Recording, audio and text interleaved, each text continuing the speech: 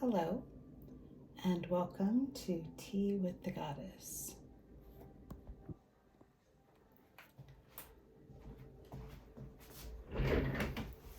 My name is Lila, and this is my tea party to celebrate the Divine Feminine and the upcoming new moon. I wanted this to be live on YouTube because then it would actually be posted. However, my phone will not connect. It does not meet with the requirements. So we are doing it this way. My phone is the best and most reliable recording device that I have at the moment. So figuring it out as we go along. But this is the first official Tea with the Goddess. The format is basically going to be inviting the feminine divine in to join us, giving a little introduction of myself and why I am choosing to do this, and then just a bit of conversation, see what comes up. And we will leave it at that. So, let's all just sit back and relax. Take a deep breath in.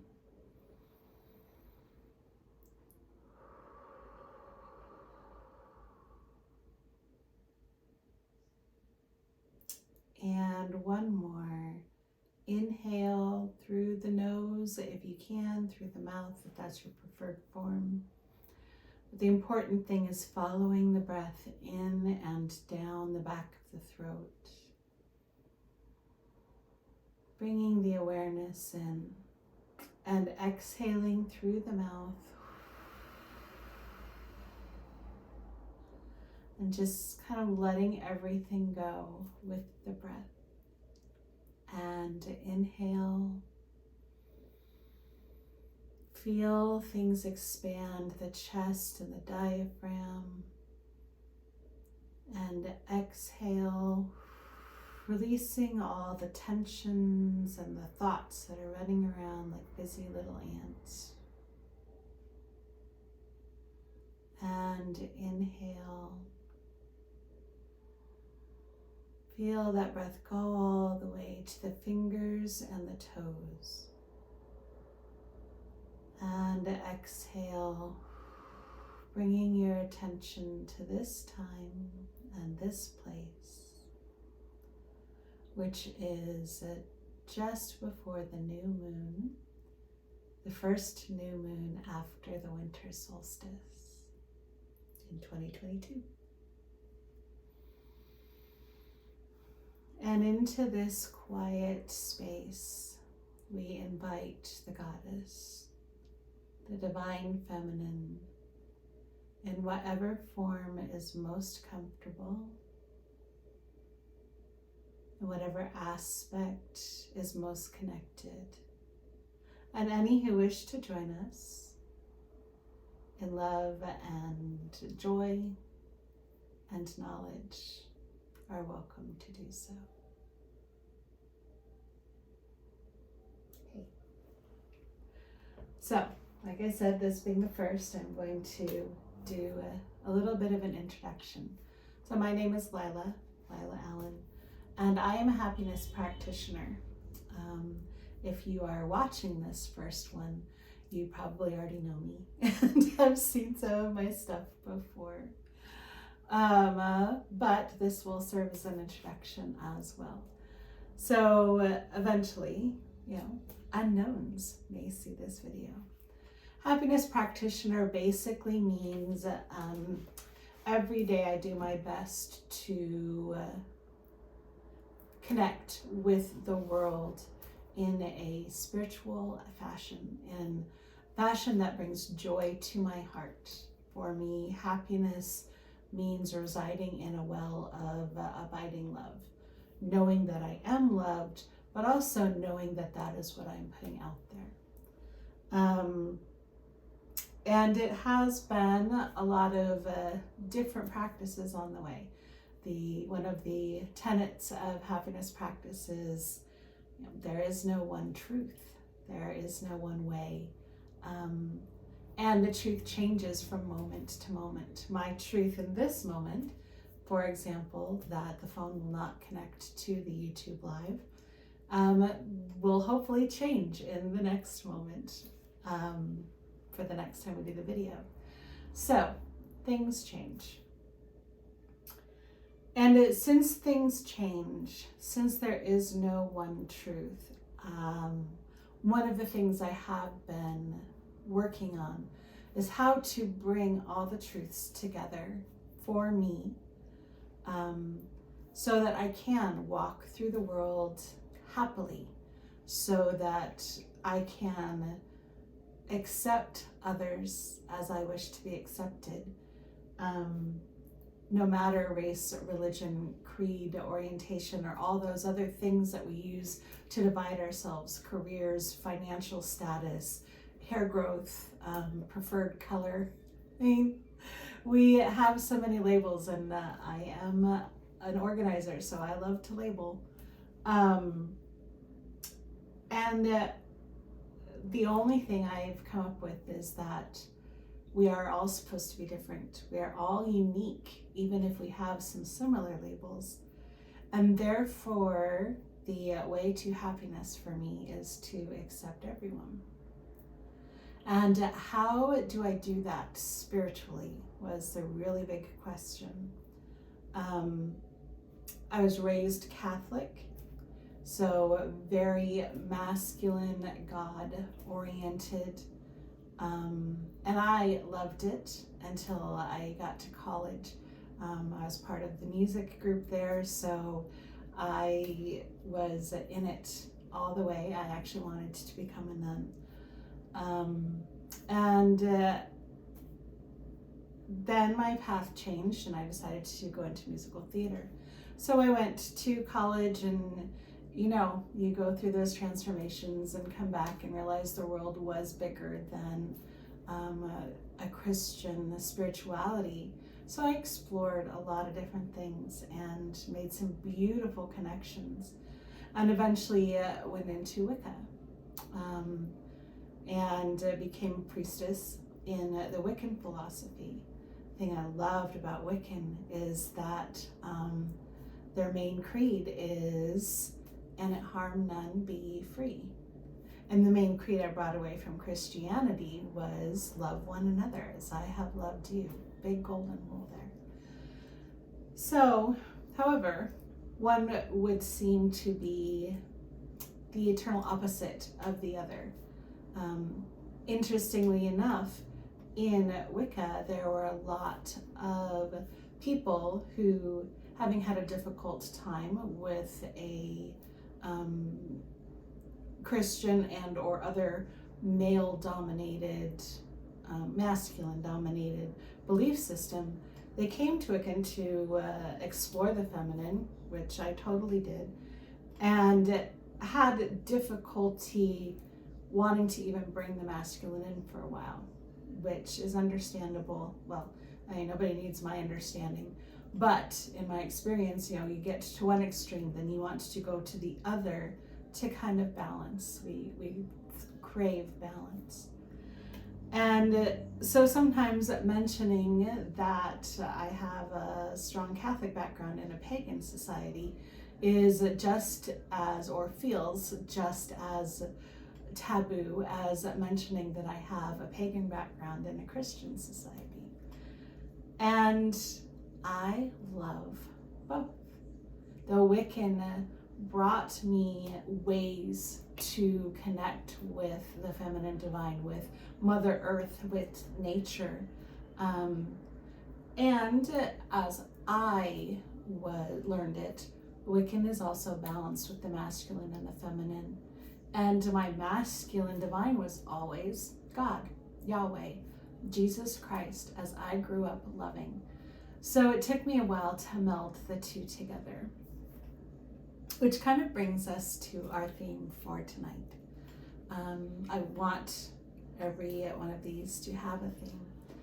And this moon's theme is doing it for me, which in a way is one of the basic rules of happiness practice. But here's how it is in here. I was having a hard time struggling with keeping my connection with the feminine divine and still appreciating my connection with the Christian masculine divine. And we heard a podcast on the radio from Joel Osteen, who said,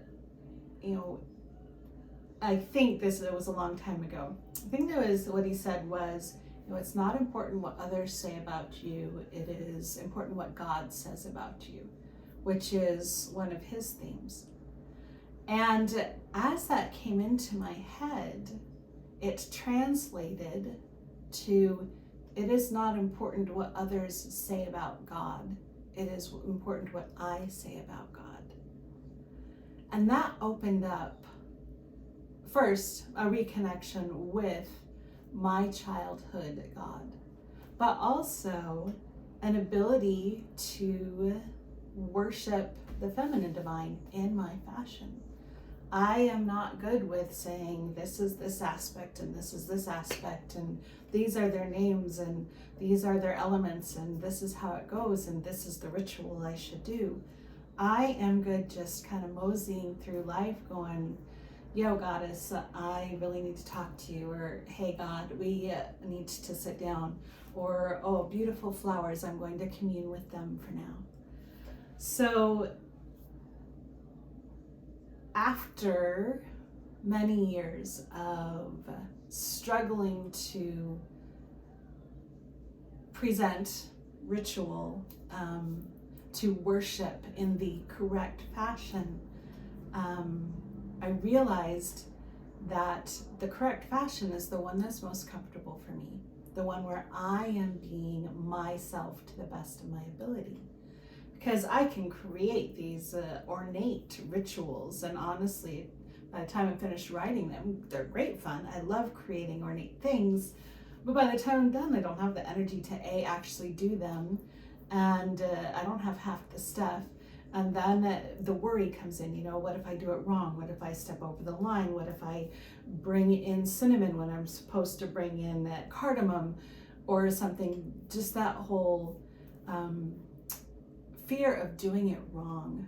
It's one of my triggers.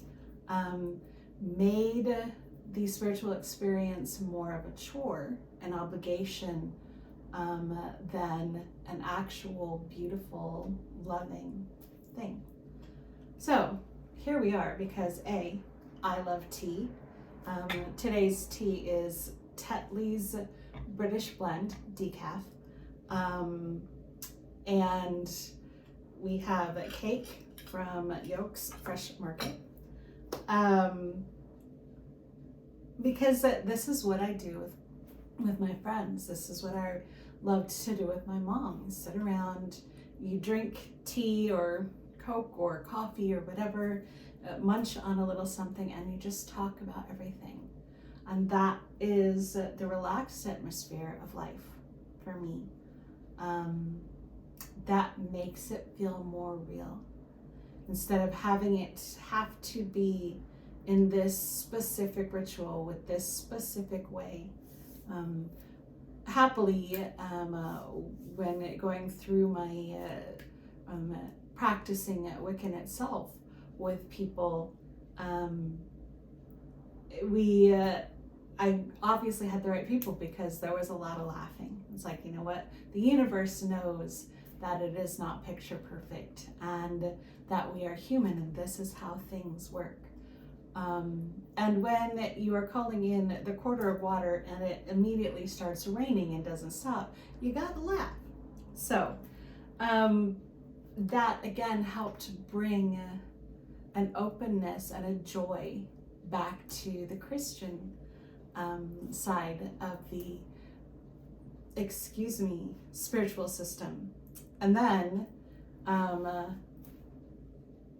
with the pandemic, I started searching for spiritual connections online and found, Lakewood Church, Joel Osteen, and the music that they have at a time. Like, yes, pagan unfortunately does not have a lot of blood-stirring music. There's the chants. You can really get into your chants if you're good with that, but none of the jumping around, dancing, or soulful connection that I am used to, having grown up singing in church.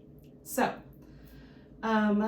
doing it for me, ritual-wise, because this is what I'm comfortable with. This is me. Cute little shirts, weird hair, the hair that you thought looked great until 5 minutes before whatever you're doing. And tea, which I'm going to pour before we continue further. I would have presented the cake, and then cut and served, but in my practice video on the full moon last, the cake spilled all over the floor. So I decided I was not going to repeat that on my supposed live event. So, tea, because that is a comfortable connection. Tea with the goddess, because frankly, the god is easy to have a scheduled, regular connection with. The online shows every Sunday. You can find thousands of them to connect with the divine masculine. So that's easy. Not so many that connect with the divine feminine. It is more personal for a lot of people. And very few of us have the technological base to really connect with everyone. So I wanted something that would drive me to connect regularly. Because again, when I was thinking of it as a big ritual, just the effort of doing it on the day after work, when I really just want to come home and read a book and have a cup of tea, was a lot. But if I don't have to plan it, don't have to make a big production out of it, just have to sit and talk with a friend, then I am more inclined to do it. Why post it, however? Because I also really want this sense of community. I love worshiping, celebrating, connecting with other people. I feel that we are all connected spiritually in one fashion or another, which is, again, why there's no one truth. There's no one spiritual path that covers everybody. And why it was feeling really important to really stand up for one that does both, the Christian and the pagan. Though I call myself, again, happiness practitioner, because it encompasses as much as I can. The only reason I don't have any of the others in there, Hindu or, and that's the only other one I know specifically with the name, is because, Jewish is still, Jewish is not Christian technically, is it? I don't know enough about their celebrations. They're not ones that I studied. But, I have a few practices. I know a few of the gods from different traditions. So the more I learn, the more connected, the more awesome it is. Anyway, so putting it on video is a way of connecting with a community. Knowing in my heart that I am connecting with something or someone. It is easy to create worlds inside. I am a writer, so I have created universes. I have spent months creating marvelous universes. I actually have this folder here of history and rituals and how they advance in their careers and a whole bunch of stuff. So easy to create other worlds. But to participate in this world, I wanted to bring the spiritual into the everyday life for me. And so this is another way of putting it out there. Instead of just sitting and meditating, it is easy to be spiritual in my head. And I could sit and connect all day long, but that wouldn't bring it out into the world. That wouldn't really, it doesn't really change my world if it's all in here.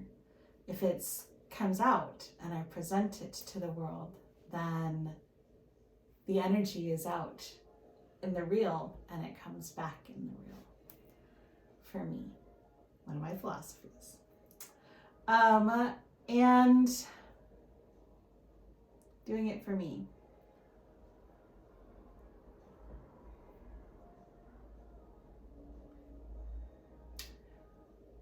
The difficult part of doing it for me. Well, stop and have tea.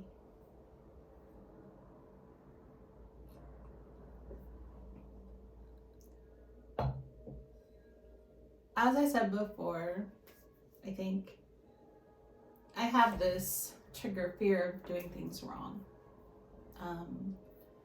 This expectation in my head that I am supposed to be able to do something and get it right. So often when I am preparing to do something, whether it is a ritual or paying the bills or cleaning the kitchen or going for a walk or hanging out with my significant other or my friends, there is this voice in my head that, okay, we need to figure out the right way to do this so we don't offend anybody, so everybody's having a good time, so we pay the bills correctly, so they're not thinking, oh, what a dumbass. You know, all of this stuff that goes through my head based on what I think other people are going to think. And it makes it difficult to do things because there's also the rebel sitting inside going, I don't want to. Yeah, I don't know why you think it should be this way. I don't think it should be this way. So you say that and I'm going to go read a book. Yeah, I'm a rebel. I'm non-conformist. It doesn't get the bills paid. And it leaves me alone in my room a lot, which, you know, if it's a good book, that's one thing, but I do love hanging out with my friends.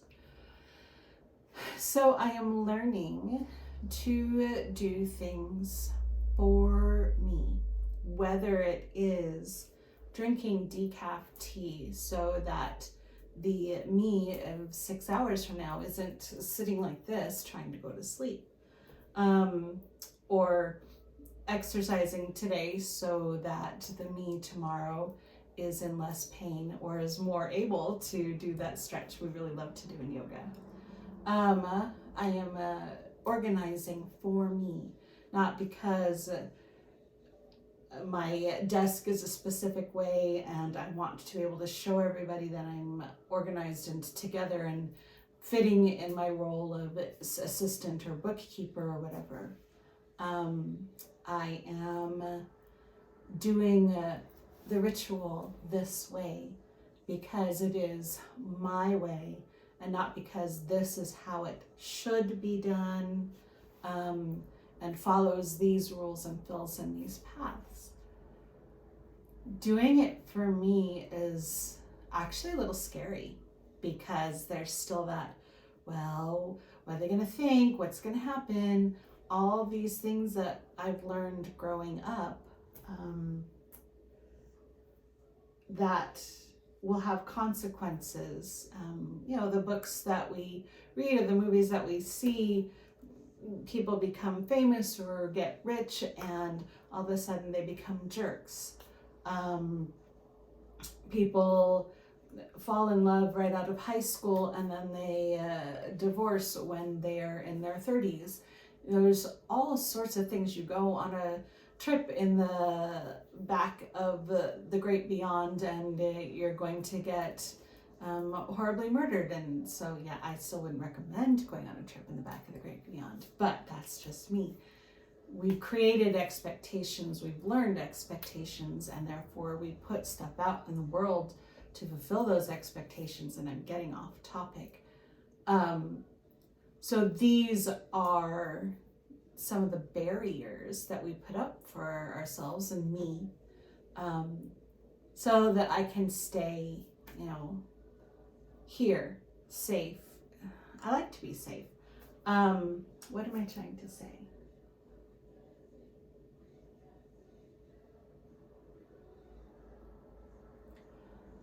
That the things that we learned, whether we intended to learn them or not, are not necessarily the truth of the moment.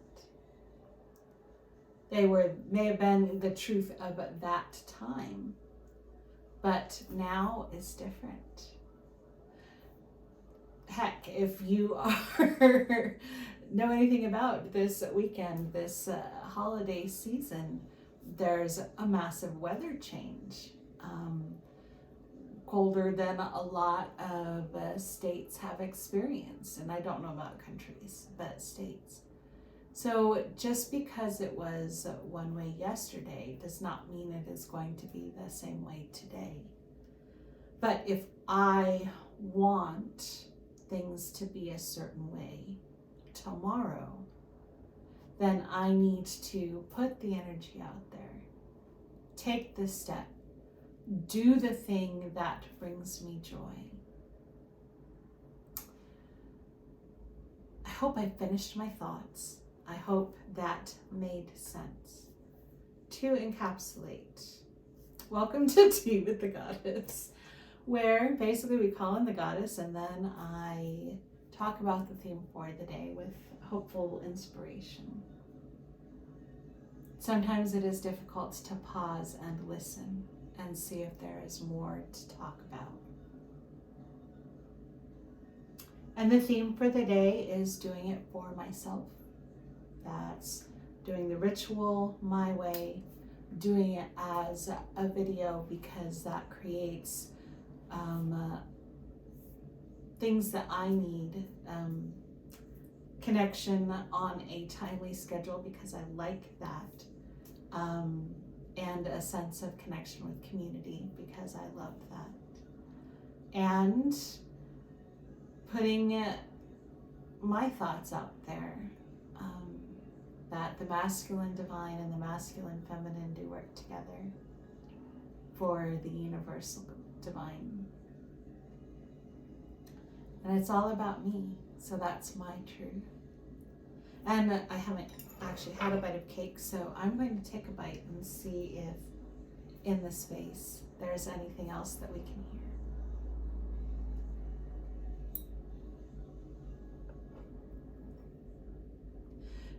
Yeah, so I heard a complaint that I gave her all the frosted stuff and I took one that had much less frosting, but goddesses don't have to watch their figures. I was doing it for me, to be honest, so I wouldn't eat all those calories, just some of these.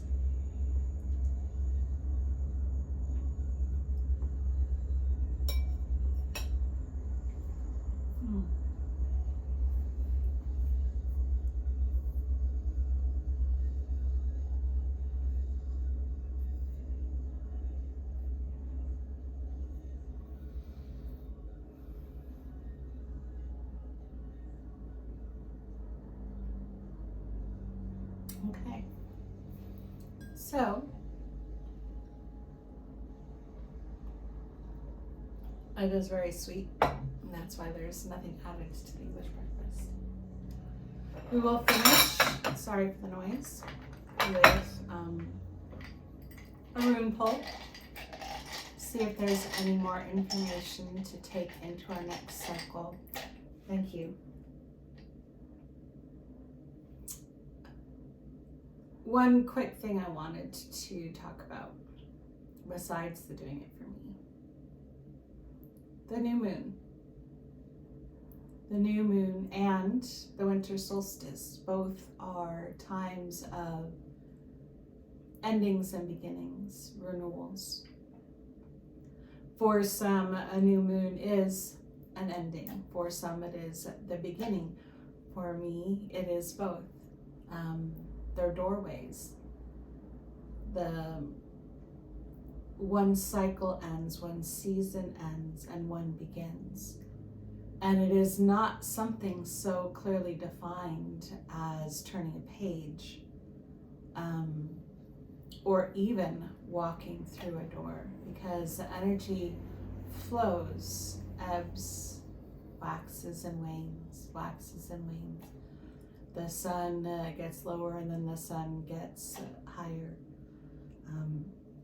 The moon continually light and dark and light and dark, and there is, even though we can say this is the moment, I think it's 2 something specific time this coming morning, when it is at its point. That's just a moment, and then it moves on, and then it changes back, and then it heads back into the next cycle. So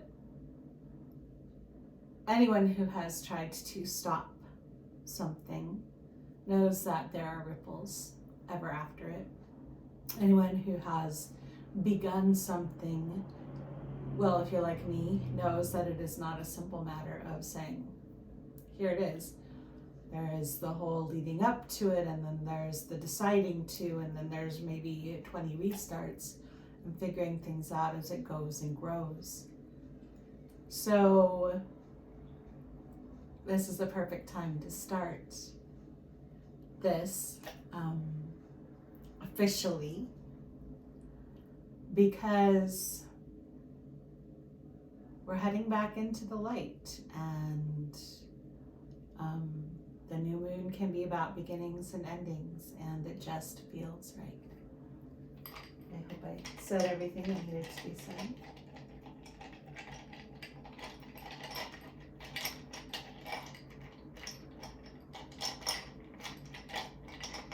And yes, after I turn off this video, I will be eating the rest of my cake. And no, I will not be eating her cake. I'll put it outside. All right. The rune for today is Taiwas.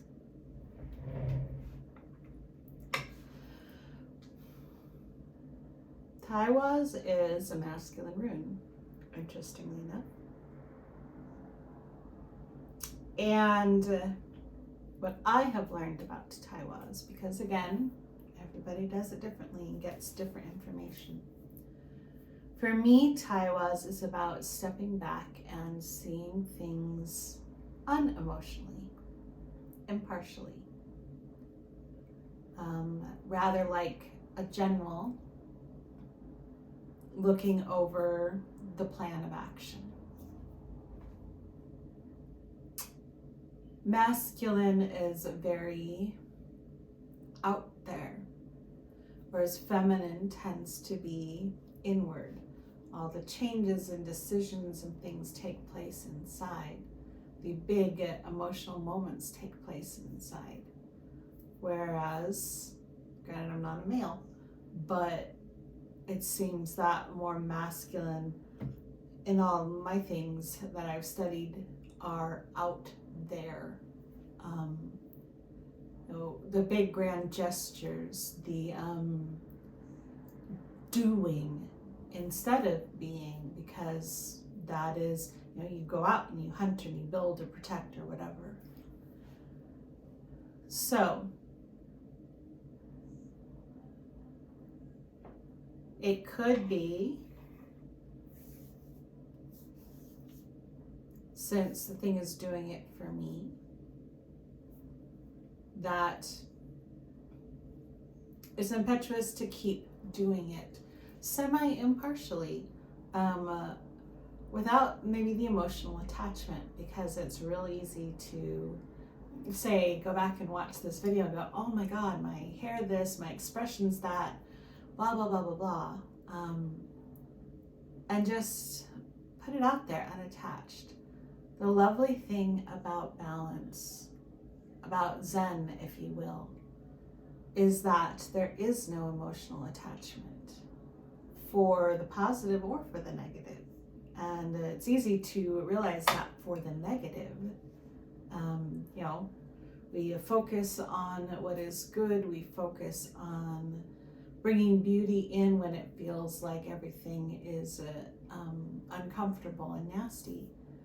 But high excitement and happy joy can also be just as traumatic as terrible sadness. And sometimes to really appreciate the moment, we also need to be Zen in the great and beautiful moments. And really be in that moment instead of, oh my God. So, thought to carry with us. Putting it out there and being impartial about it. Because if it is all for me, then I can't really have an emotional connection to how it appears out there. I don't know if that makes sense. I'm gonna have to think about that one. I would like to close with this thought. No, I won't, because I can't remember her name. Hold on just a moment. I was watching this lovely video at the Dark Goddess Festival, and the person who was giving the talk, Christina Marble, she said, and I'm going to get the phrasing wrong, but hopefully I get the idea right. She talked about being a mystic for yourself first. That it is easy to create a system to connect and teach it to others and enjoy seeing them blossom, but that does not further our own connection. My path, my spiritual path, is only for me. It's only through here. I am the only one who truly understands it. This is going back to my philosophy, but springboarded off of hers. So again, I can only do this for me. So I thank you for joining us. We are going to continue our conversation. I hope that you have some lovely conversation with the divine as well. And I hope that you know that my way is my way and your way is your way. And the thing you could take from this could be something totally different from how I presented. I walked through one door, but you may walk through a different one. But that's what it's all about. We all do it differently. We all see it differently. We all have to, we all have to do it for ourselves first. Whether we are giving to others, building things, lounging around the house, choosing shoes or shoveling snow or paying the bills or eating something, it has to be for us first, because otherwise it is done, the energy that's put out with it is, well, in my case, fear or a feeling of obligation and thus resentment or rebellion or something unpleasant, and that will come back to me. And I only want the good things to come back to me. I only want the love and connection to come back to me. I only want the balance to come back to me. And so that is what I'm doing for me. So thank you. Thank you for joining us. Thank you for being here. Thank you for being in our circle of love. I hope you have a fabulous day. I hope you have an amazing holiday whenever you watch this. And I hope that you remember to do it for you.